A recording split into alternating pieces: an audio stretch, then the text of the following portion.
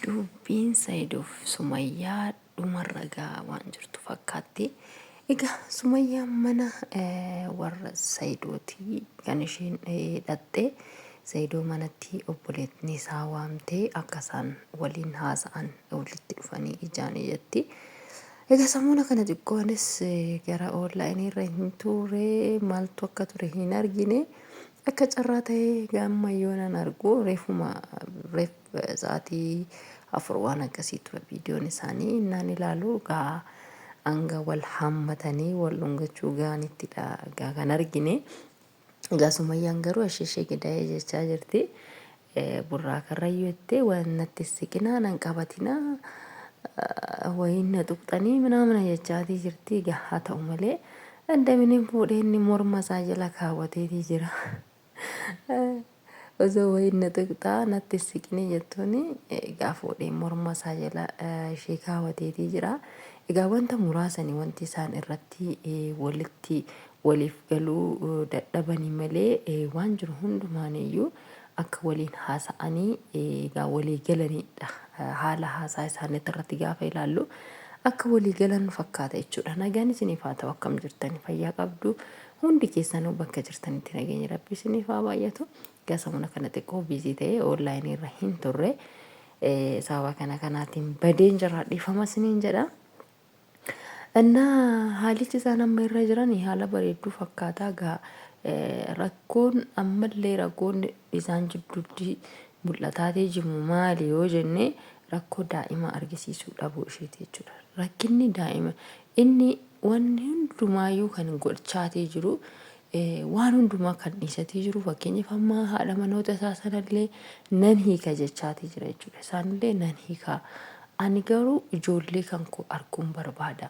Ati amma illiqiinsi qabatee akkan isaan gallakkisu na taasiste akkan isaan hiiku na taasiste yoo deebitee ta'u baate yoo deebitee deemtee maaliin godha? Isaanis hiikee isaanis dhabee sisin arganne ijoollee koo sin arganne kanaafuu ana qilleensa irratti na hambisuudhaaf deemta. Ani bakka barbaadetti ijoollee kan koo ijoollee fiigdee anuma birayyuu yoo fiduu baatte anuma birayyuu yoo fiduu baatte asuma isheedhuma obboleettii isaa bira warra isaa jechuudha achi anuma birayyuu fiduu baatte asumatti iyyuu fidii ijoollee kana osoo nani ijaan hin arginiyyuu ijoollee kana fideera kunoo as jiru warra kan kee gaafa yookiin immoo as jiru kunoo obboleettii kee bira yoo ati naan jettee ani siin fuudhee mana seeraa deemee jara kana ofirraa nikaasaanii nan buusisa. Nani kaasaadeni ati garuu ijoolleedhuma koo kana fidiitii ijoollee koo kana guddisuun barbaada akka abbaatitti ijoollee koo kana isaan wajjiniin dhaabadhee guddisuun barbaada.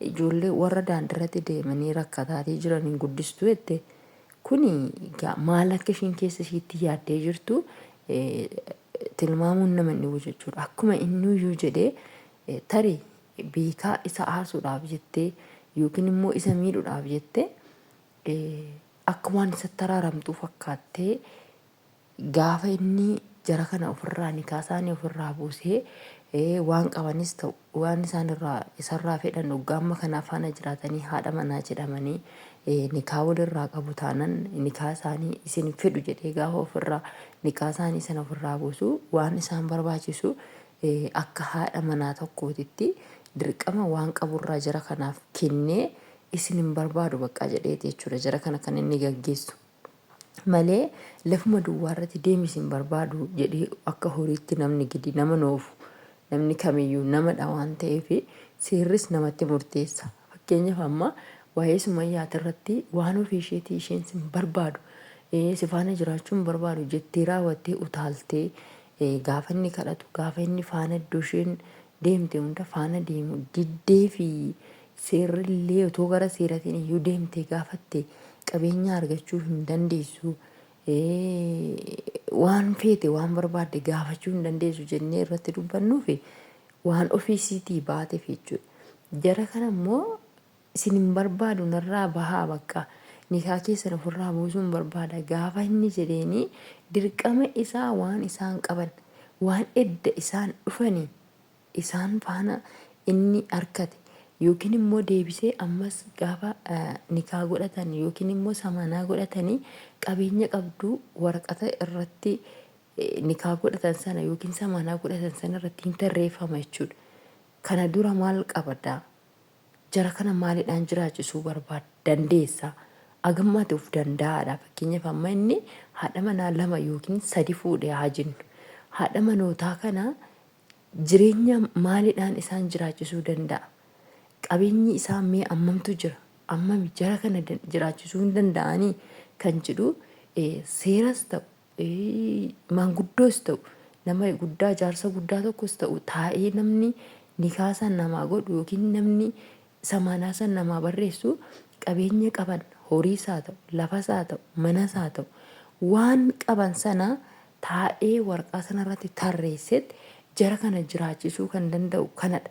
Isii sana kun jiraachisuu hin danda'a. Isa kana kun jiraachisuu hin danda'a. Namichi kun of danda'aadha. Jara kana hin jiraachisa kan jedhu waraqaa sanarratti hin tarreeffama.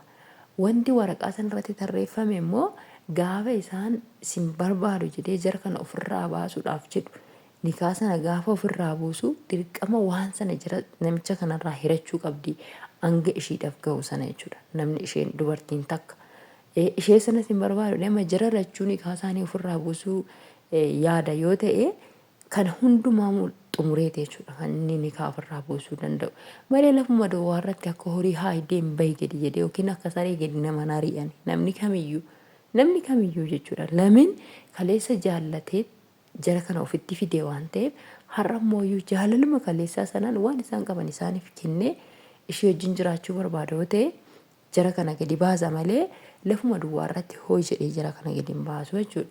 Ammas immoo deebisee ammas kan hunda kisaaraa ta'e waan qabu jara kanaaf hiree jara kana ofirraa baasee egaa isheetu dhufee naaf gala jedhee akkuma inni iyyuu jedhe jechuudha. Sammuun namaa kan waa baay'ee yaada miire gaggaragalchitee yaaddi as yaada achi yaada. Akkuma inni jedheeyyuu lakkii anooyyuu yaada akkaati miidhamtuufanii kanan akkana si goosise malee si faana jiraachuu barbaade miti. Gaafa jaartiin niitiin kun jetteeni akkam ta'a kaa inni. Ganaa immoo maal jetteeni dubartii biraa fuutaa jetteen qabeenyi namarraa hin hafu jireenyi namarraa hin hafu lafa duwwaarraa namatti hin dhufu. Laffa'anii dafqanii dhiiga ofii xaphi godhanii fide jechuudha waan fedhe yoo ta'e. Jara kana faana yoo itti fufee kan jiru ta'e qabeenya jara kanaa hiree kennu sana wajjin itti jiraata jechuudha. Garuu immoo gaafa jara kana ofirraa baasu waan qabu sana harka gimmaasha yookiin harka caalu jara kanatti ofirraa baasa. Inni harka meeqatti hafa ruubitti yookiin gimmaashatti hafa. So akkam ta'a namni kun gaafa sana.